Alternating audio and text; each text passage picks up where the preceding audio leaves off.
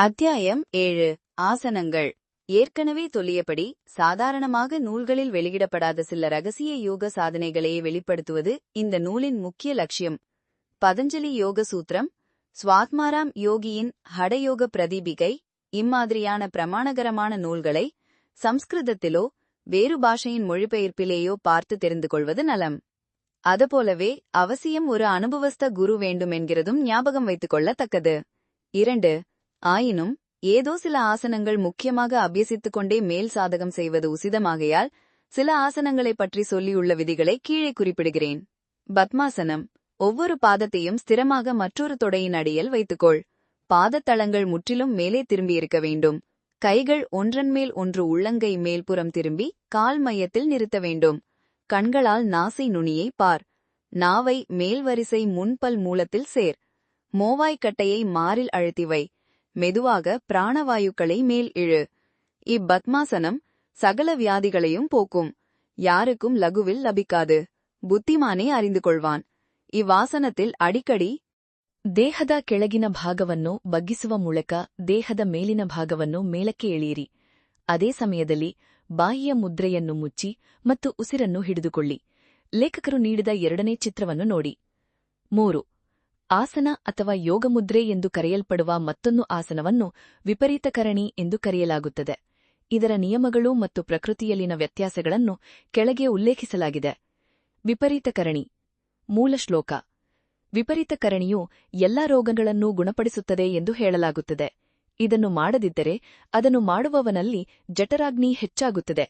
ಆದ್ದರಿಂದ ಆಕಾಂಕ್ಷಿಯು ಸರಿಯಾದ ಆಹಾರವನ್ನು ಸಿದ್ಧಪಡಿಸಬೇಕು. ಇಲ್ಲದಿದ್ದರೆ ದೇಹವು ಆಹಾರದ ಕೊರತೆಯಿಂದ ಬಳಲಬಹುದು. ಕಾಲುಗಳನ್ನು ಮೇಲಕ್ಕೆತ್ತಿ ತಲೆಯನ್ನು ಕೆಳಗೆ ಇಡಬೇಕು. ಈ ಭಂಗಿಯಲ್ಲಿ ಕಳೆಯುವ ಸಮಯವನ್ನು ಪ್ರತಿದಿನ ಹೆಚ್ಚಿಸಬೇಕು. ಸುಕ್ಕುಗಳು, ಬಿಳಿ ಕೂದಲು ಮತ್ತು ವೃದ್ಧಾಪ್ಯದ ಇತರ ಚಿಹ್ನೆಗಳು 6 ತಿಂಗಳಲ್ಲಿ ಮಾಯವಾಗುತ್ತವೆ. 3 ಗಂಟೆಗಳಲ್ಲಿ ಈ ಭಂಗಿಯಲ್ಲಿರುವವನು ಯಮನನ್ನು ಜಯಿಸುತ್ತಾನೆ. 24 ಗಂಟೆಗಳು. 4. ಈ ಭಂಗಿಯನ್ನು 2 ಪ್ರಕೃತಿಗಳೊಂದಿಗೆ ಮಾಡಬಹುದು. ಅವುಗಳೆಂದರೆ 1 ಸರ್ವಾಂಗಾಸನ. ತಲೆಯನ್ನು ಕೆಳಗೆ ಇರಿಸಿ, 2 ತೋಳುಗಳನ್ನು ಸೊಂಟದ ಮೇಲೆ ಇರಿಸಿ ಮತ್ತು ಕೈಗಳನ್ನು ಸೊಂಟದ ಮೇಲೆ ಇರಿಸಿ. ಇದು ದೇಹವನ್ನು ಎತ್ತುತ್ತದೆ. 2. ಕಪಾಲಾಸನ ಅಥವಾ ಶಿರ್ಷಾಸನ. ಬೆರಳುಗಳನ್ನೂ ಮಡಚಿ ತಲೆಯನ್ನು ಆಧಾರವಾಗಿಟ್ಟುಕೊಂಡು ದೇಹವು ತಲೆಯ ಮೇಲ್ಭಾಗ ಮತ್ತು ಮೊಣಕೈಗಳಿಂದ ಸಮರ್ಥಿತವಾಗಿದೆ. ಈ ಭಂಗಿಗಾಗಿ 5 ಚಿತ್ರಗಳನ್ನು ನೀಡಲಾಗಿದೆ. ಕಪಾಲಾಸನವನ್ನು ಮಾಡುವವರು ಅದನ್ನು ಅರ್ಧ ಇನ್ನ ಮೂಲೆಯಲ್ಲಿ ಭಂಗಿಯನ್ನು ಸ್ಥಾಪಿಸುವ ಮೂಲಕ ಮಾಡಬೇಕು. ನಾನು ಈ ಜೋಡಣೆಯಲ್ಲಿ ಬಿದ್ದರೆ, ಬೆನ್ನು ಬಿದ್ದರೆ ಗೋಡೆ ನನ್ನನ್ನು ಬೆಂಬಲಿಸುತ್ತದೆ. ಕಂಬ ಬಿದ್ದರೆ ಪಾದಗಳು ಭೂಮಿಯನ್ನು ಸ್ಪರ್ಶಿಸಿ ನನ್ನನ್ನು ಬೆಂಬಲಿಸುತ್ತವೆ. 5. ನಾನು 30 ವರ್ಷಗಳಿಗೂ ಹೆಚ್ಚು ಕಾಲ ಈ ಧ್ಯಾನವನ್ನು ಕಲಿಸುತ್ತಿದ್ದೇನೆ. 1928ರಲ್ಲಿ ನಾನು ಈ ಧ್ಯಾನವನ್ನು ಪ್ರಾರಂಭಿಸಿದ ಸುಮಾರು 15 ವರ್ಷಗಳ ನಂತರ ನನಗೆ ಒಂದು ಘಟನೆ ಸಂಭವಿಸಿತು. ಆ ಸಮಯದಲ್ಲಿ ನಾನು ನವದೆಹಲಿಯಲ್ಲಿದ್ದೆ. ಒಂದು ದಿನ ನನ್ನ ಸ್ನೇಹಿತ ದಿವಂಗತ ರಾಮಚಂದ್ರ ರಾವ್ ತಾಪೀರ್ ಅವರಿಂದ ತಂಜಾವೂರಿನಿಂದ ಒಂದು ಪತ್ರ ಬಂದಿತು. ತಾಪೀರ್ಗೆ ನನ್ನ ಯೋಗಾಭ್ಯಾಸದ ಬಗ್ಗೆ ಜ್ಞಾನವಿರಲಿಲ್ಲ. ನಾನು ಏನನ್ನು ಕಲಿಸುತ್ತಿದ್ದೇನೆಂದು ಅವನಿಗೆ ತಿಳಿದಿರಲಿಲ್ಲ. ಅವನು ಎಂದಿಗೂ ನವದೆಹಲಿಗೆ ಹೋಗಿರಲಿಲ್ಲ ಮತ್ತು ಅವನು ತನ್ನ ಸುಖಂ ದರ್ಶನದಲ್ಲಿ ನೋಡಿದಂತೆ ಬರೆದನು. ನವದೆಹಲಿಯಲ್ಲಿ ನನ್ನ ಹೆಂಡತಿ ಮತ್ತು ಮಗು ಹಾಸಿಗೆಯ ಮೇಲೆ ಮಲಗಿದ್ದರು. ನಾನು ಪಕ್ಕದ ಮನೆಯ ಒಂದು ಸಣ್ಣ ಕೋಣೆಯಲ್ಲಿ ಧ್ಯಾನ ಮಾಡುತ್ತಿದ್ದೇನೆ. ಇದ್ದಕ್ಕಿದ್ದಂತೆ ನಾನು ನನ್ನ ಆಸನದಿಂದ ಎಚ್ಚರಗೊಂಡೆ ಮತ್ತು ಒಂದು ಮಗು ನನ್ನ ಹೆಸರನ್ನು ಕರೆಯುತ್ತಿರುವಂತೆ ಭಾಸವಾಯಿತು. ನಂತರ ನಾನು 35 ವರ್ಷಗಳ ಹಿಂದೆ ನಿಧನರಾದ ಯೋಗಿಯ ರೂಪವನ್ನು ನೋಡಿದೆ. ಅವನು ಟಾಬಿರ್ಗೆ ಹೇಳಿದನು, ನಿಮ್ಮ ಸ್ನೇಹಿತನು ನೀಡಿದ ಆಸನದ ಪೂರ್ಣ ಪ್ರಯೋಜನವನ್ನು ಪಡೆಯಲು ಅವನಿಗೆ ಕಾಲ್ಬೆರಳಿನ ಬುಡದಿಂದ ಹೆಬ್ಬೆರಳಿನ ತುದಿಯವರೆಗೆ ಪ್ರತಿ ಪಾದವನ್ನು ಪರ್ಯಾಯವಾಗಿ ಉಜ್ಜಲು ಸೂಚಿಸಿ. ಶಿಕ್ಷಕರಿಗೆ ನನ್ನ ಯಾವುದೇ ಆಸನ ವಿವರಗಳು ತಿಳಿದಿರದ ಕಾರಣ ಅವರಿಗೆ ಈ ಸೂಚನೆ ಅರ್ಥವಾಗಲಿಲ್ಲ. ಆದರೆ ನಮ್ಮ ಹಾಸಿಗೆ ಮತ್ತು ಬದಿ ಅವರು ನಿರ್ದಿಷ್ಟಪಡಿಸಿದಂತೆಯೇ ಇತ್ತು. ನಾನು ಮಗುವನ್ನು ಸಹ ಕರೆದಿರಬಹುದು. ನನಗೆ ಅದು ನೆನಪಿಲ್ಲ. ನಾನು ಆ ಸೂಚನೆಯನ್ನು ಪಡೆದಾಗಿನಿಂದ ನಾನು ವಿಪರೀತಕರಣಿಯನ್ನು ಈ ರೀತಿ ಒತ್ತುತ್ತಿದ್ದೇನೆ. ಬೆನ್ನುಮೂಳೆಯ ಬುಡದಿಂದ ತಲೆಯವರೆಗೆ ಚಲಿಸುವ ಉದ್ದವಾದ ನಾಡಿಗಳು ನಾಡಿ ಹರಿವಿನಿಂದ ಉತ್ತೇಜಿಸಲ್ಪಟ್ಟಂತೆ ತೋರುತ್ತದೆ. ಮೇಲಿನ ದೇಶದ ಅಂಗರಚನಾಶಾಸ್ತ್ರದ ಸಂಶೋಧನೆಯಲ್ಲಿ ದೇಹದ ಪ್ರತಿಯೊಂದು ಭಾಗಕ್ಕೂ ಚಲನೆಯನ್ನು ನೀಡುವ ನಾಡಿಯ ಆರಂಭಿಕ ಬಿಂದುವನ್ನು ಅವರು ಕಂಡುಹಿಡಿದಿದ್ದಾರೆ.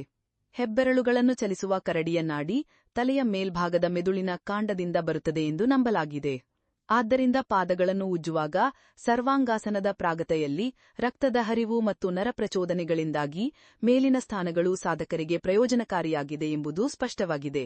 ನಾನು ನೋಡಿದ ಯಾವುದೇ ಯೋಗ ಪುಸ್ತಕಗಳಲ್ಲಿ ಈ ಪ್ರಜ್ಞಾವನ್ನು ನೀಡಲಾಗಿಲ್ಲವಾದ್ದರಿಂದ ನನ್ನ ಸ್ವಂತ ಅನುಭವದಿಂದ ಅದನ್ನು ಈಗ ಪ್ರಕಟಿಸುವುದು ನನ್ನ ಆಹ್ಲಾದಕರ ಕರ್ತವ್ಯವಾಗಿದೆ. ಕೆಲವರು ಈ ತಲೆಕೆಳಗಾದ ಆಸನವನ್ನು ದುಷ್ಟರು ಮಾಡುವ ಹಠಯೋಗ ಎಂದು ಪರಿಗಣಿಸಬಹುದು. ಆದಾಗಲೂ ಮೇಲಿನ ದೇಶದ ದೈಹಿಕ ತರಬೇತಿ ತಜ್ಞರು ತಮ್ಮ ಡ್ರಿಲ್ ವ್ಯಾಯಾಮಗಳಲ್ಲಿ ಸರ್ವಾಂಗಾಸನವನ್ನು ಸೇರಿಸುತ್ತಾರೆ. ಸ್ವಲ್ಪ ಅಧಿಕ ತೂಕ ಹೊಂದಿರುವ ಮತ್ತು ಕಿರಿದಾದ ಸೊಂಟವನ್ನು ಹೊಂದಿರುವವರ ಆರೋಗ್ಯಕ್ಕಾಗಿ ಅವರು ಈ ಆಸನವನ್ನು ಸೂಚಿಸುತ್ತಾರೆ. ಮಲವನ್ನು ತೆಗೆದುಹಾಕಲು ಸಾಧ್ಯವಾಗದ ಸಮಸ್ಯೆಯಿಂದ ಬಳಲುತ್ತಿರುವವರಿಗೆ ಈ ವಿಪರೀತ ಕರಣಿ ತುಂಬಾ ಉಪಯುಕ್ತವಾಗಿದೆ ಎಂಬುದು ಅನುಭವ.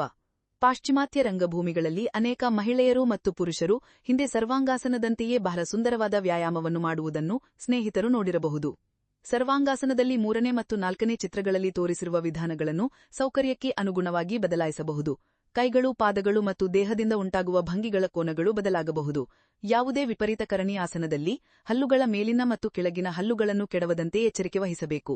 ಇದನ್ನು ಒತ್ತಿ ಹೇಳಲು ನಾನು 4ನೇ ಚಿತ್ರದಲ್ಲಿ ನಾಲಿಗೆಯನ್ನು ವಿಸ್ತರಿಸಿರುವುದನ್ನು ತೋರಿಸಿದ್ದೇನೆ. ಯೋಗದ ಇನ್ನೊಂದು ರಹಸ್ಯವೆಂದರೆ ನಾಲಿಗೆಯನ್ನು ವಿಸ್ತರಿಸಿದರೆ ಕೆಲವು ಅಮೃತ ರಕ್ತನಾಡಿಗಳಿವೆ. ಬಾಯಿಯನ್ನು ಎದೆಯಲ್ಲಿ ಹೂತು ಹಾಕಲಾಗುತ್ತದೆ.